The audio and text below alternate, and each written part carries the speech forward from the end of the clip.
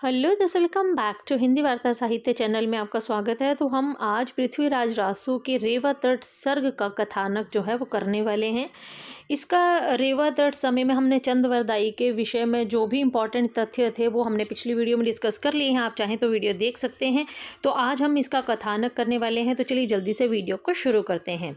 रेवा तट की अगर बात करें तो चौहान वंश के राजा थे पृथ्वीराज, ठीक है। उनको आधार बनाकर लिखे गए महाकाव्य पृथ्वीराज रासो में अगर कुल मतलब समय सर्ग की बात करें तो इसमें जो कुल समय सर्ग आते हैं वो आते हैं आपके 69, ठीक है। रेवा तट चंद्रवरदाई कृत पृथ्वीराज रासो का कौन सा सर्ग है? ये 27वां सर्ग है। तो आज हम इसी के बारे में, इसी के सार को आज हम करने वाले हैं। चलिए शुरू करते हैं। रेवा तट पृथ्वीराज रासो का कौन सा सर्ग है? हमने बात की है ये 27वां सर्ग है, ठीक है। कौन सा सर्ग है? 27वां सर्ग है। इसमें पृथ्वीराज चौहान और मोहम्मद गौरी की लड़ाई का वर्णन किया गया है। मोस्ट इंपॉर्टेंट है कि इसमें किसका वर्णन मिलता है? तो इसमें पृथ्वीराज चौहान और मोहम्मद गौरी की लड़ाई का वर्णन मिलता है। गौरी को जब पता चलता है कि चौहान रेवा तट पर शिकार करने गए हैं, किसको पता लगता है?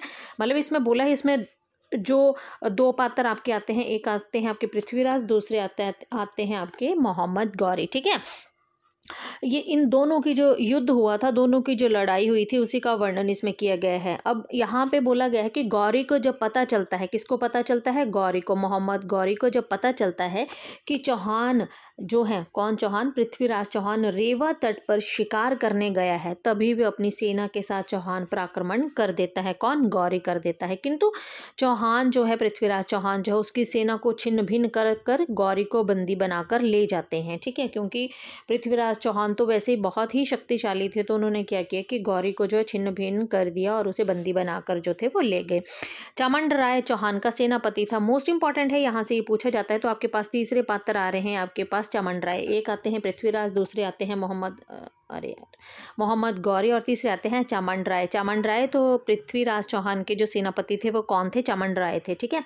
अब चामंड राय चौहान का सेनापति है जो देवगिरी पर विजय प्राप्त करता है। तो देवगिरी, ठीक है, याद रखिएगा, देवगिरी पर विजय प्राप्त करता है।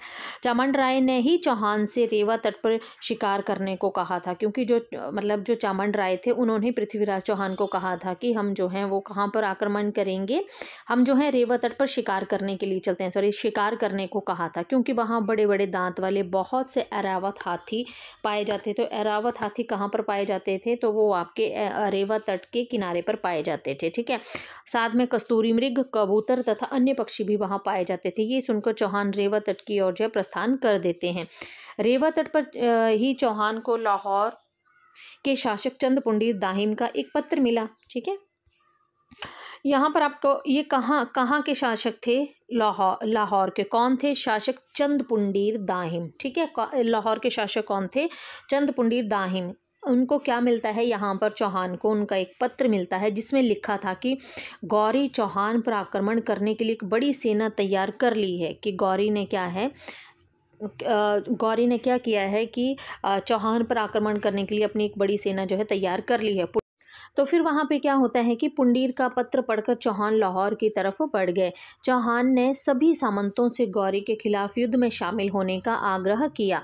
चंद पुंडीर ने गौरी को रोकने के लिए लाहौर में अपनी सेना भेजकर तैयार कर दी। मतलब यहाँ पर ये बोला गया है कि देखो, पुंडीर का पत्र पढ़कर चौहान, पुंडीर कौन थे? जो लाहौर के शासक थे, उन्होंने मतलब एक तरह से पृथ्वीराज चौहान को सचेत किया था कि गौरी बहुत बड़ी सेना लेकर आप पर जो है वो आक्रमण करने के लिए बढ़ा आ रहा है। तब पृथ्वीराज चौहान ने अपने सभी सामंतों से आग्रह किया कि वे सभी गौरी के खिलाफ युद्ध में जो है वो शामिल हो जाएं और मेरी सहायता करें। चंद पुंडीर ने गौरी को रोकने के लिए, अब जो चंद पुंडीर थे, ठीक है, जो लाहौर के शासक थे, उन्होंने गौरी को रोकने के लिए लाहौर में अपनी सेना तैयार कर दी। अब यहाँ पर गौरी, मतलब ऐसा भी पूछा जा सकता है कि चौहान की, पृथ्वीराज चौहान जो हैं तो उनकी सहायता कौन कर रहा था लाहौर में? तो वो चंद पुंडीर कर रहे थे, ठीक है। चंद पुंडीर ने गौरी को रोकने के लिए लाहौर में उन्होंने भी अपनी सेना तैयार कर दी थी, लेकिन पुंडीर को गौरी के सामने आत्मसमर्पण करना पड़ा, ठीक है। इसके बाद चौहान के जो दूत थे उन्होंने बताया कि गौरी का जो सेनापति है तातार मारूफ खां, खां, ठीक है, मोस्ट इम्पॉर्टेंट है, ठीक है। हमने ऊपर जो चौहान के जो पृथ्वीराज चौहान के जो शासक थे, जो उनके सेनापति थे वो थे चामंड राय, ठीक है, उनके जो सेनापति थे वो थे चामंड राय। जबकि आपके जो पुंडीर आते हैं, ठीक है, उनके जो सेनापति आते हैं तो वो आते हैं तातार मारूफ खां, ठीक है, वो आते हैं। तो उनको क्या करना पड़ा था, गौरी के सामने जो थे वो आत्मसमर्पण करना पड़ा था। अब लाहौर से केवल 5 कोस की दूरी पर, कितने कोस की दूरी है, 5 कोस की दूरी पर है। ये सुनकर चौहान जो है वो क्रोधित हो गए, है ना, और गौरी की सेना पर आक्रमण कर दिए। 4 दिन तक युद्ध चलता रहा, मोस्ट इंपॉर्टेंट है, युद्ध कितने दिन तक चलता रहा था, 4 दिन तक जो है युद्ध चलता रहा। चौथे दिन चौहान के एक योद्धा गुज्जर रघुवंशी राम ने गौरी को कैद कर लिए। तो किसने कैद किए थे, ये मोस्ट इंपॉर्टेंट है, मोस्ट इंपॉर्टेंट है, ये नाम पूछे जाते हैं, ठीक है। तो कैद किसने किया था, तो गुज्जर रघुवंशी जो थे, है ना, ये एक योद्धा थे, इन्होंने गौरी को कैद कर लिया और उसके बाद उसे दिल्ली ले गए। कहाँ ले गए थे, दिल्ली, है ना। 2 नगर अभी तक हमने पढ़े हैं, एक हमने अभी जो किया है वो लाहौर, दूसरा हमने किया है दिल्ली, ठीक है। अब 1 माह तक, 1 माह 3 दिन तक चौहान की कैद में रहा। कौन रहा था, गौरी, मोहम्मद गौरी कितने दिन तक जो है वो आपके चौहान के पास जो है वो कैद रहे थे, तो 1 माह, ठीक है, 1 माह और 3 दिन तक जो है वो गौरी के पास कैद रहे थे।